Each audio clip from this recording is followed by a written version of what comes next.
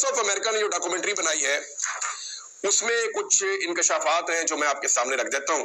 Voice of America ने तहकीकाती report बनाई जिसमें उन्होंने ये बताया कि डी चौक में गोली चली थी, ना सिर्फ गोली चली थी बल्कि लोगों को गोलियां लगी हैं और वहां कत्लेआम हुआ है। हुकूमत इस चीज से हमेशा भागती रही है और कभी भी इसके बारे में बात नहीं कर रही। अब वहां पे डोनाल्ड ट्रंप की हुकूमत बन गई अमेरिका में और वॉइस ऑफ अमेरिका की इसके ऊपर रिपोर्ट आ गई। वॉइस ऑफ अमेरिका ने बाकायदा याफिस खान का इंटरव्यू किया। याफिस खान वो शहरी है जिसको जब वो वीडियो बना रहा था तो उसको गोली लग गई थी और उसने क्लेम किया कि मुझे गोली लग चुकी है। अब याफिस खान जो है वो ले गए अस्पताल और ले जाकर उन्होंने इसका एक्सरे करवाया खुद वॉइस ऑफ अमेरिका ने, और उन्होंने देखा कि इसकी बॉडी में अभी भी गोली मौजूद है। इसके अलावा उन्होंने मजीद लोगों के बारे में बताया कि जनाब उनको भी गोलियां लगी हैं, यानी पेशावर में 11 गोली लगने वाले जख्मियों का इलाज हुआ है, ये भी बताया गया।